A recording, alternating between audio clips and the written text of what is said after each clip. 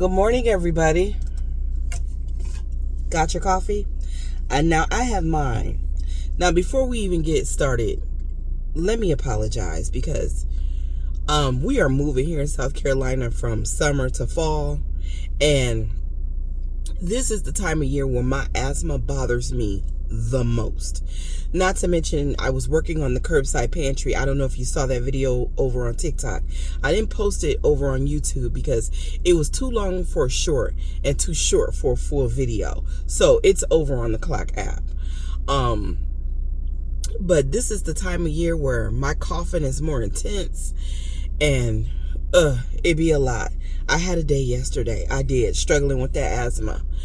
But anyway, Gilda, thank you so much. I don't know if you saw my other video, my unboxing video, and I said, let me make sure I say thank you to Gilda again, because I usually do the thank yous in the beginning in the mornings, but I didn't on that day. I did it towards the afternoon, so you might not have seen that video. But if you didn't see that video, thank you again. With that being said, all of that, you know, one thing about therapy is that if you have a good therapist and you are committed in therapy to healing and becoming your best version of self, something that you're going to have to learn how to do, excuse me, is face some really hard truths. And hard truths, let me tell you, I understand why so many people protect themselves from it, why people lie to themselves, because hard truths are hard for a reason. And a lot of people just don't have the backbone to do it. It's no nice way to put that. A lot of people are too cowardly to face the truth. And so they lie to themselves, they ignore the truth, they bury their heads in the sand. And the thing about the truth is the truth, it has this way of haunting you. And if you don't deal with it, shit just gets worse. It does. It just gets worse. Because there's no negotiating your way out of the truth. And with that said, I think that it is high time that we Americans admit that we don't give a fuck about kids anymore, American children anymore. I have said this a few years ago and it wasn't very well received because it's kind of a hard truth. Nobody wants to admit that we as a collective, America, this country, doesn't give a fuck about its kids, but it doesn't. And if you paid attention to what happened at Sandy Hook, I knew we were in trouble then, but it was the first time that I knew America was in trouble. You know, I'm Generation X, and I remember when the crack epidemic hit black neighborhoods and black communities, when all those drugs and guns got poured into our communities, and a bunch of hungry people who lacked education killed each other over those things. And the way they were willing to put these babies in the crosshairs, they didn't care if it was children in the house. It was a time when kids, you know, played double dutch and hopscotch and, you know, Uno on the porch. And you stop seeing kids do that because mothers were afraid of what other people in the community would do. You know, it wasn't safe outside. I know I myself, my kids could only play in the backyard. You know, I never let them play in the front yard until we moved out of the city of Detroit into another community, because I didn't feel it was safe. But the thing about this is why we have to pay attention to what happens in other communities. And I ain't saying we got to get actively involved, but we got to watch, and we got to make sure that when we're voting, we're voting with those communities in mind. Because thinking that it can't happen to you and that the problem is polarized, centralized, isn't the way to go. And I would hope that we know that now. Because it was one thing when America didn't give a shit about black kids. But then speed up the time clock. And then that guy comes into the school and he blows away 25 kids and a teacher. And these were 5 and 6-year-old babies. And I don't mean to be graphic here, but as someone who handles firearms, do you have any idea the kind of damage that an AR-15 does to a body? I'm pretty sure that the people who had to remove those bodies still have nightmares to this day. And then you had people like, what was his name? That guy, Alex somebody. Someone put his name down in the comments. That went around and said that right-wing guy that said that Sandy Hook never happened. They ended up suing him, and he ended up getting in trouble for that. But he denied all those parents loss and pain. And then there were people, the Second Amendment gun nuts, who bought into that hook, line, and sinker because they have been indoctrinated into a cult. And as someone who owns firearms, have always handled firearms, I believe in the Second Amendment, which they have completely turned into something else. I believe that a person has the right to protect themselves. I even carry a sidearm.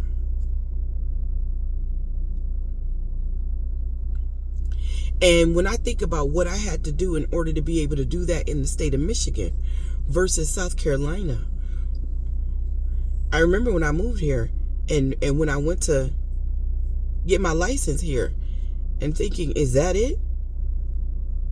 They made it so easy. Here in South Carolina, McMaster's, you don't have to have all those logged hours at the range. You don't have to take a class. Just have to be over a certain age and you can carry concealed. The background checks, they're nothing. In the wake of this last school shooting, this father gave this kid this gun. It reminded me of the case up in Michigan, the Clarkston shooter. That's what we call them by the name of the cities or the schools or wherever they have committed their massacres. The Clarkston shooter, the parents gave him his firearm too. And they knew this kid was troubled. And not only did they know that this kid was in trouble, the reason why they arrested those parents was because they indoctrinated him. And there was proof of the fact that they indoctrinated their child. They conditioned him to do what he did, to walk into that school and do that. And then this kid here, this most recent kid, what is his name? Colt. There's a gun called a Colt. They knew he had all kinds of problems, disciplinary problems. They knew he wasn't going to school. And that's something. Isn't that something? They knew he wasn't going to school. Be a black kid and don't show up to school and see what happened. It'd be all kind of peoples at your house. And then the FBI had the nerve to say that he was on their radar.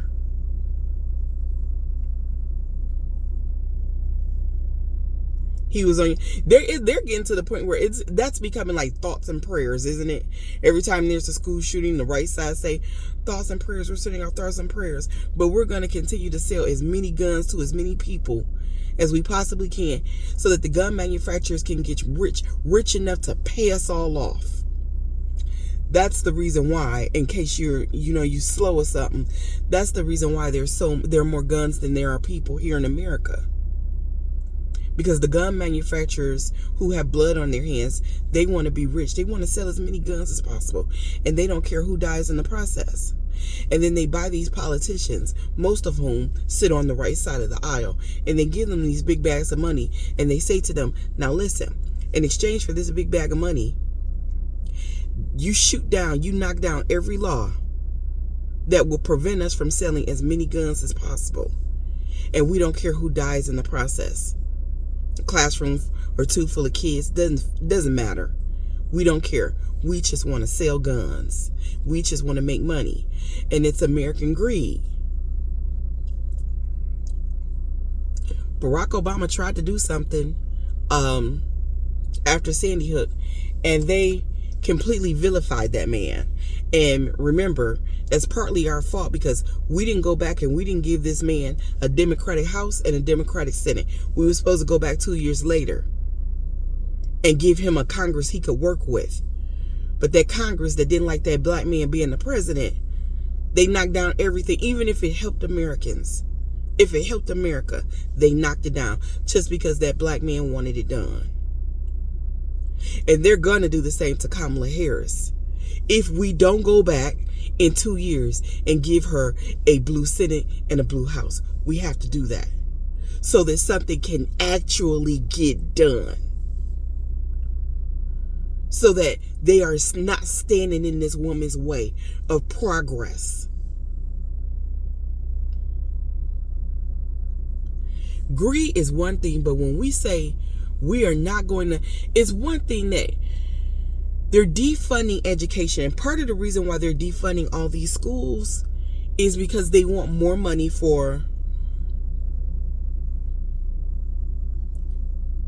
the industrial military complex. They want as many people paying into the system as they can for military purposes. Look at how much America spends on military, on our military, versus other nations.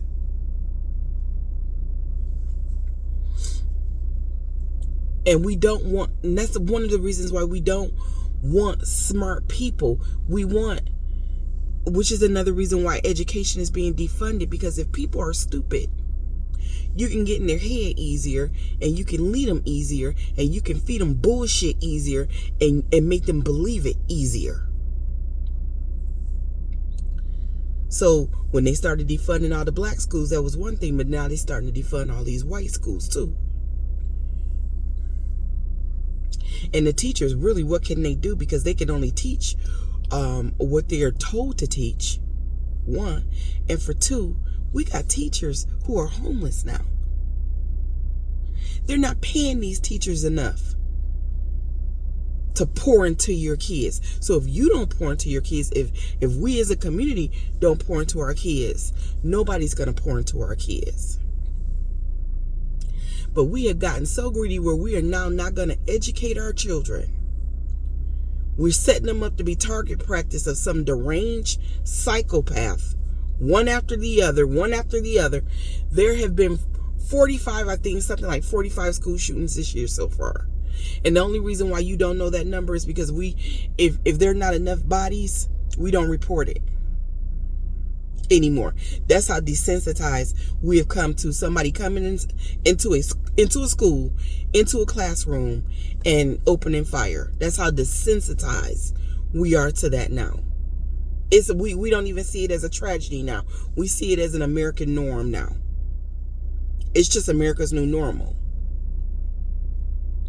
And now these people on the right side of the aisle have gotten so greedy, they're saying, not only are we not going to educate your kids anymore because we want more workers, not thinkers. We want people that who we can easily lead, and people that we barely have to pay anything to.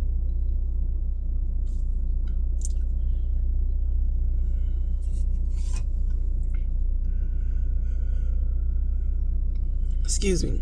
And not only are we not gonna give them a quality education anymore, but now we're not gonna feed them either. Who came up with that sick shit to not feed kids while they're in school? Who came up with that? Google what school children over in Asia eat for their lunch. Hell, Google what private schools here in America eat for their lunch. Because if we're not careful, that's where it's gonna go.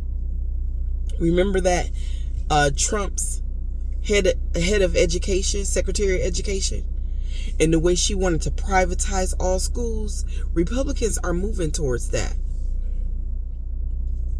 And she wanted to move public funds into private schools, charter schools.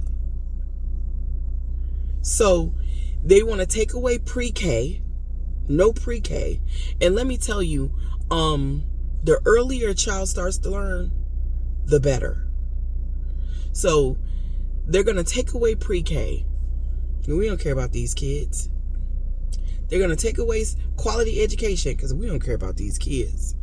They're going to take away school lunch because we don't care about these kids.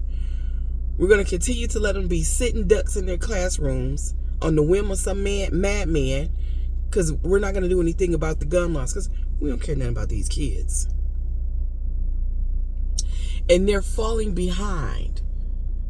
And if you got a nation full of dummies,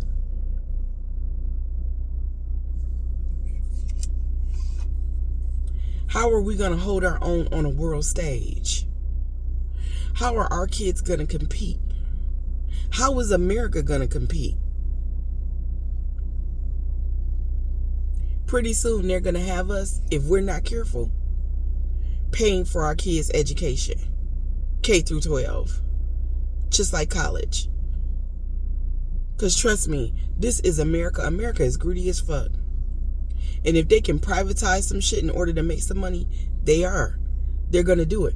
We should have been paying close attention when old girl wanted to privatize education and use your tax dollars, which should be going to public schools. Public schools in America were great at one point.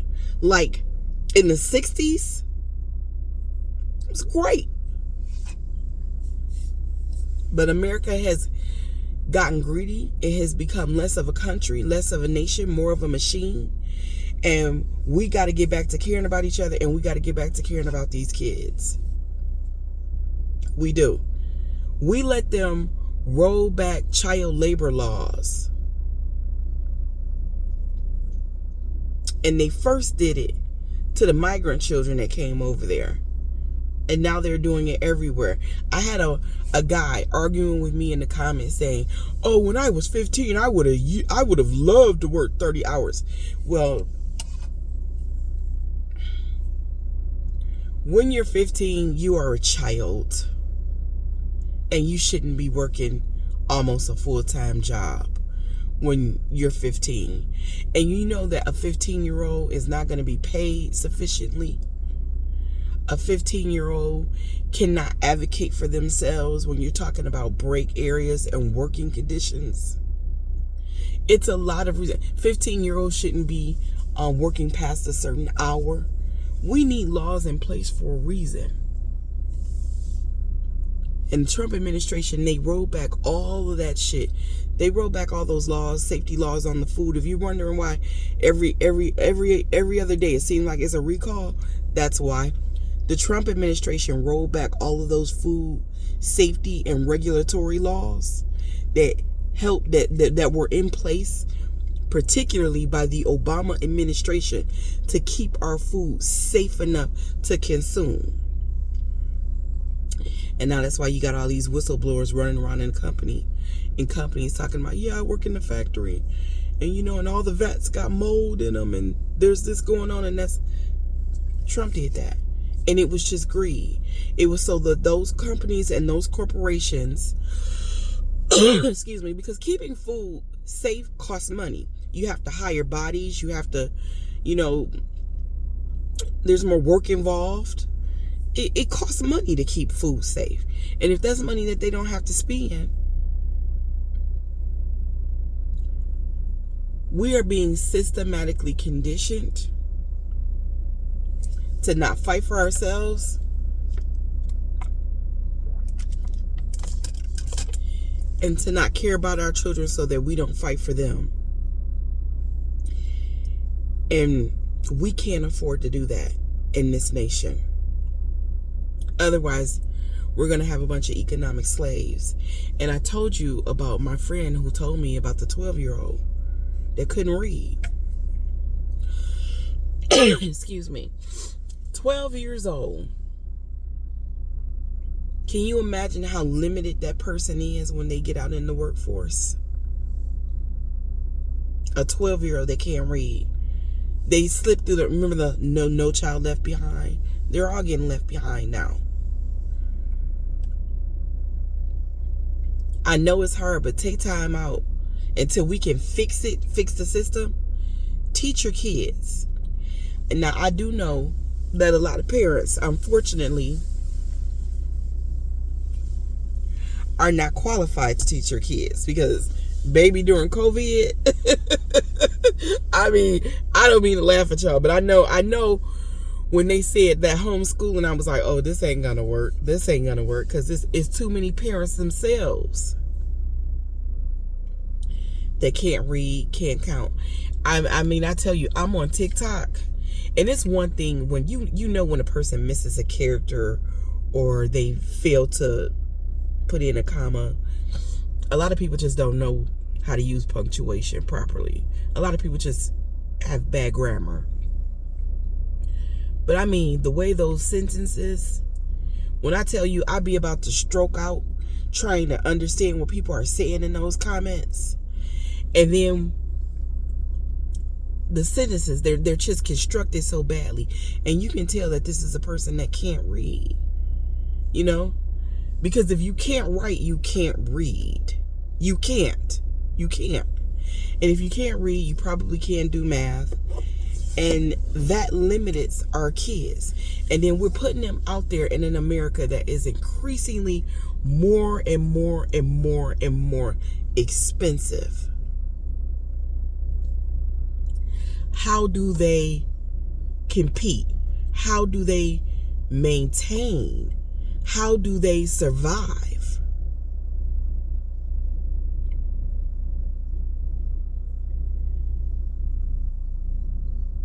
Just because America doesn't give a shit about children doesn't mean that we have to let America convince us not to give a shit about kids. We don't have to let America tell us how we treat the children of America. We can put the right people in office, and if they're not doing their jobs, we can get them out. We can do more. We can vote in the right people on school boards. We can teach our kids ourselves. You know,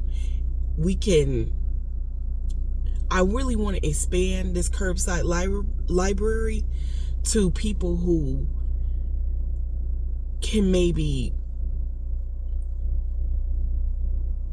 teach kids at the community center up here, and tutor them, kids that need extra help. Because at this point, they all do. And we can't keep letting America shortchange our kids.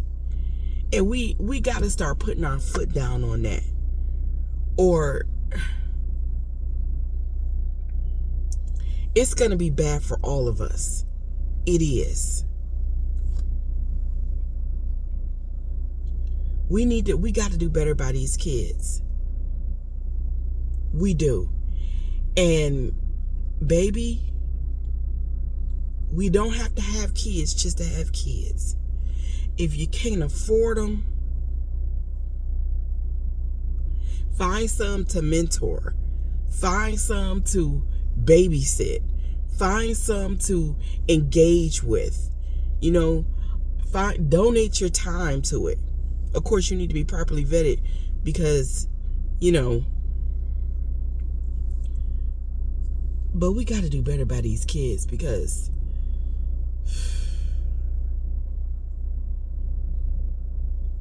they so stupid. God, I ain't want to say that out loud. They are. And then I look at the parents and I'm like,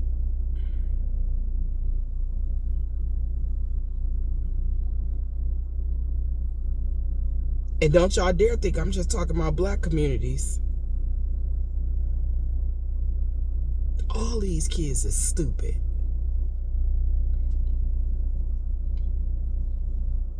And it's just, education is supposed to improve. The education that I got was better than the education my kids got. And the education that my mother got was better than the education that I got. It's supposed to get better, especially with all this technology. Why aren't we getting better? We're supposed to be getting better, not worse. We have to stop letting them defund education. Speaking of education,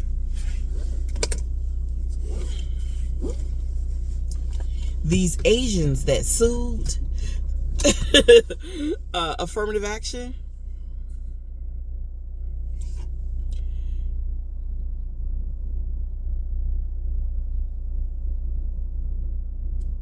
I hear your numbers are declining and the numbers of white folks in college are increasing. The black folks that you wanted to take away affirmative action from, our numbers stayed the same.